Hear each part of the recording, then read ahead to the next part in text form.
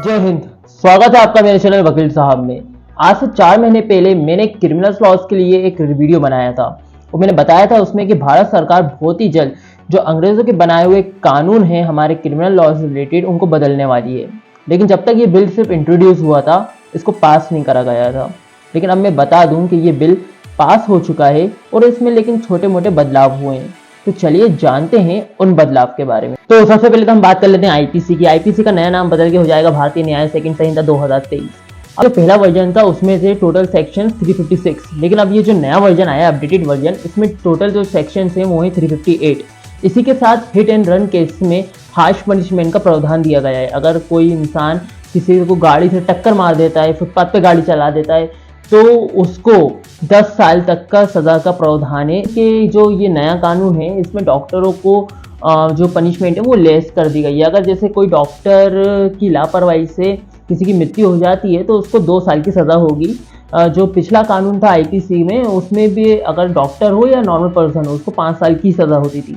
तो डॉक्टरों के लिए इसमें कम सज़ा का प्रावधान दिया गया है।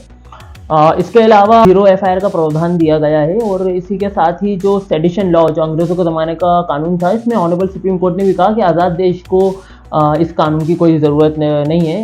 तो ये तो नहीं कहूँगा कि इसको पूरी तरीके से हटा दिया गया है, लेकिन हाँ इसी से मिलता जुलता एक कानून लाया गया है इसी के अंदर। तो उसमें बोला गया है कि अगर कोई सॉवरेनिटी यूनिटी और को नुकसान पहुँचाता है इंडिया की तो उसको इसके तहत सज़ा मिली। सबसे मेन बात, बढ़ते मामले हो रहे थे मॉब लिंचिंग के, तो मॉब लिंचिंग को देखते हुए भी कानून बनाया गया है जिसमें मृत्यु दंड तक का प्रावधान दिया गया है इस जो नया बिल पास हुआ है उसमें।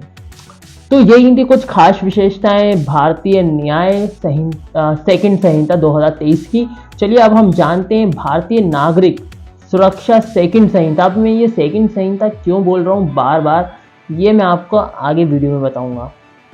सनी देओल का ये वाला डायलॉग तो आप सबने सुना होगा, तारीख पर तारीख, तारीख पर तारीख, तारीख पर तारीख, तारीख पर तारीख मिलती रही है, लेकिन इंसाफ नहीं मिला मिलोड, इंसाफ नहीं मिला।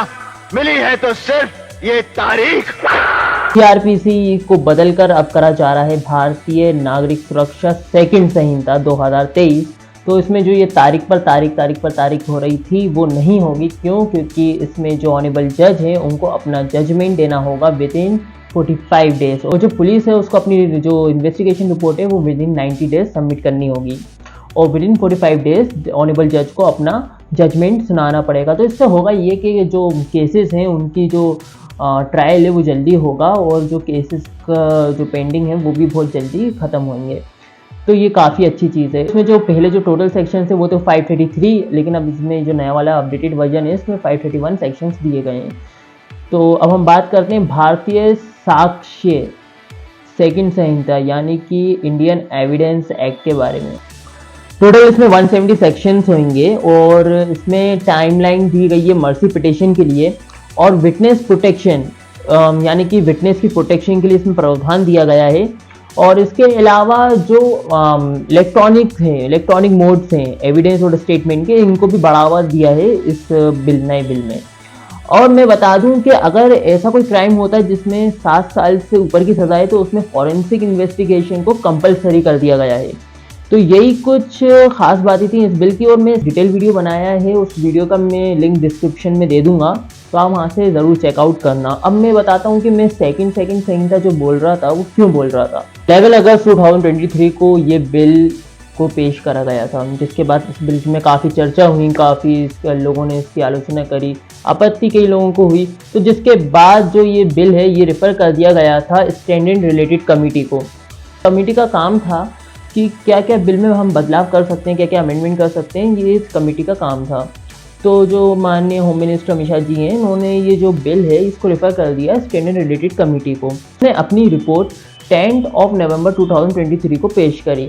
अब अमित शाह जी ने कहा कि ये जो बिल है, ये जो रिकमेंडेशन है कमेटी की, इसकी ही बेसिस पर हमने ये बिल जो है अमेंड किया है, इसमें बदलाव किए हैं, इसमें चेंजेस किए हैं। तो इसलिए जो सेकंड वर्ड है वो आपको हर जो बिल है उसमें मिलेगा। तो यही एक हम कह सकते हैं एक क्वाइट स्मार्ट अप्रोच है जो सरकार ने अपनाई। तो उम्मीद करता हूँ ये जानकारी आपको अच्छी लगी हो, और इसी तरह से लॉ से संबंधित जानकारी के लिए मुझे सब्सक्राइब करना ना भूलें। मैं मिलता हूँ आपसे अगले वीडियो में। जय हिंद।